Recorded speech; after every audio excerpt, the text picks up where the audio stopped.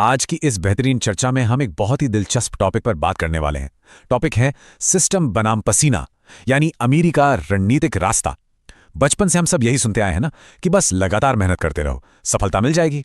लेकिन आज हम जो डेटा और फैक्ट्स देखने वाले हैं वो इस पुरानी सोच को बिल्कुल बदल कर रख देंगे। चलिए सीधे शुरू करते हैं। एक बार दुनिया के दो सबसे अमीर इंसान वॉरेन बफेट और बिल गेट्स से पूछा गया कि उनकी सफलता का सबसे बड़ा राज क्या है। दोनों का जवाब बिल्कुल सेम था, और वो था फोकस। उन्होंने ये नहीं कहा कि दिन रात पागलों की तरह काम करना उनका राज है। फोकस असली सुपर पावर है। ये बताता है कि वेल्थ क्रिएट करने के लिए सिर्फ पसीना बहाना काफी नहीं है, बल्कि सही दिशा में काम करना ज्यादा जरूरी है। जरा इस कंपैरिजन को देखिए। एक तरफ मार्टिन है, वो सुबह से रात तक पसीना बहाता है, भारी पत्थर ढकेलता है, लेकिन महीने के आखिर में उसके पास कोई बचत नहीं होती।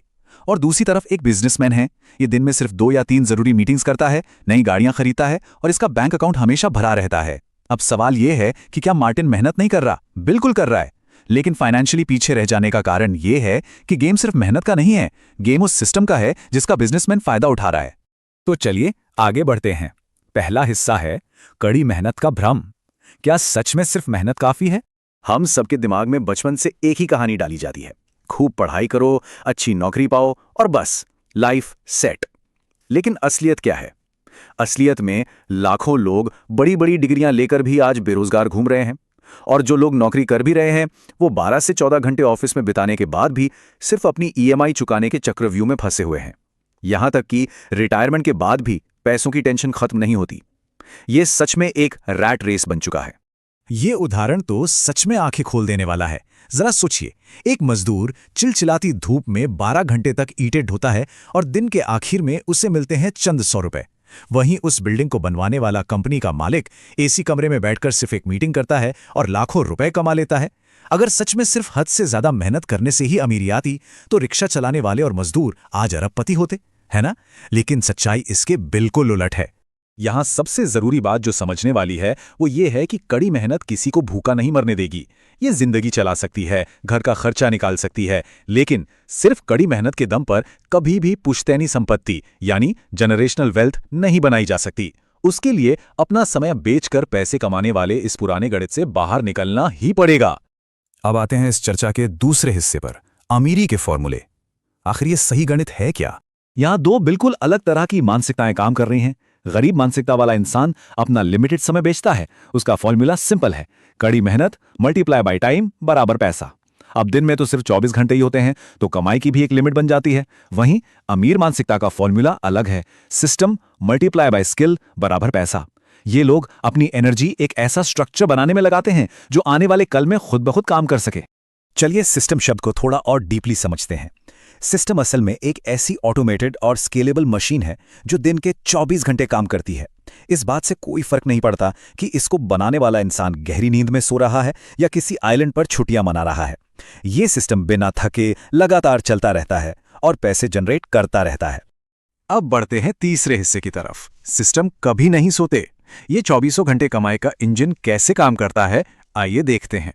इस नंबर 30 पर जरा ध्यान दीजिए। सोचकर देखिए, एक बहुत ही शानदार टीचर एक फिजिकल क्लासरूम में पढ़ा रहा है। वो 1 घंटे में ज्यादा से ज्यादा 30 या 40 स्टूडेंट्स को ही पढ़ा पाएगा, राइट? उसकी आवाज और उसकी फिजिकल मौजूदगी ही उसकी कमाई की लिमिट तय कर देती है। वो एक वक्त पर एक ही जगह हो सकता है। लेकिन सोचिए, क्या हो अगर वही टीचर अपनी उस नॉलेज को रिकॉर्ड करे और एक ऑनलाइन कोर्स बना दे? अब उसकी रीच 30 स्टूडेंट्स से बढ़कर दुनिया भर के लाखों स्टूडेंट्स तक हो गई है।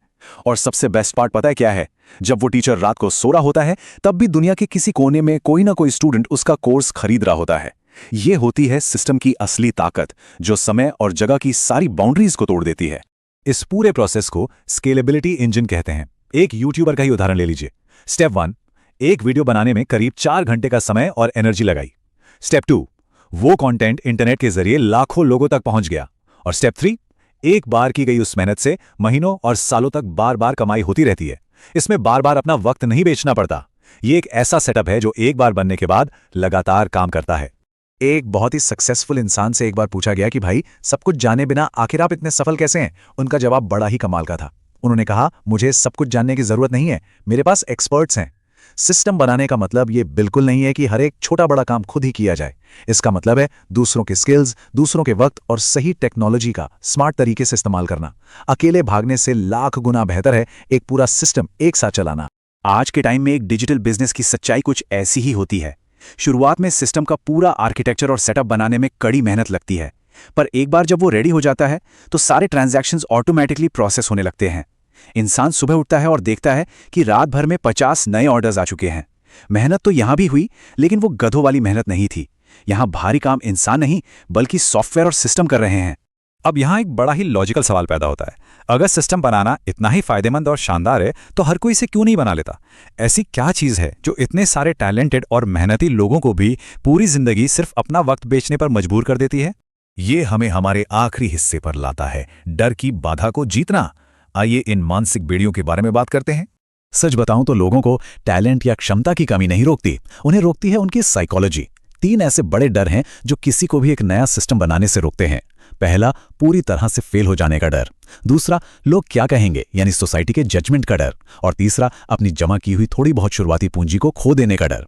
यही वो मानसिक बेड़ियां हैं जो लोगों को उनकी पूरी जिंदगी 9 से 5 की नौकरी में जकड़ कर रखती हैं। इस डर से आखिर कैसे लड़ा जाए, इसके लिए एलॉन मस्क का यह नजरिया बहुत ही जबरदस्त है। जब उनसे पूछा गया कि वो इतने बड़े रिस्क कैसे ले लेते हैं तो उन्होंने बड़ी सादगी से कहा, सबसे बुरा क्या हो सकता है? मैं फेल हो जाऊंगा, लेकिन मैं बहुत कुछ सीख जाऊंगा। जो लोग सबसे सक्सेसफुल सिस्टम बनाते हैं ना, वो फेलियर को दुनिया का अंत नहीं मानते, वो उसे सीखने के एक जरूरी हिस्से की तरह देखते हैं। इस पूरी चर्चा का निचोड़ यही निकलता है कि डर को कभी भी काम के फाइनल रिजल्ट के साथ जोड़कर नहीं देखना चाहिए।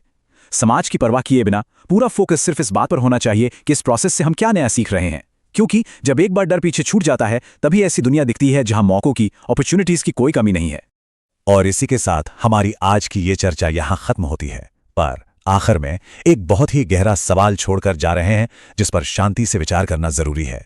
क्या पूरी जिंदगी वही पुरानी रूटीन में फंसकर सिर्फ अपना लिमिटेड समय बेचते रहना ठीक है, या फिर अपनी एनर्जी को एक ऐसा सिस्टम बनाने में लगाना चाहिए जो आने वाले कल को पूरी तरह से सुरक्षित और आजाद कर सके? चॉइस हमेशा मौजूद होती है। इस विश्लेषण से जुड़ने के लिए बहुत बहुत शुक्रिया। नई चीजें सीखते रहिए और अपनी सोच का दायरा बढ़ाते रहिए।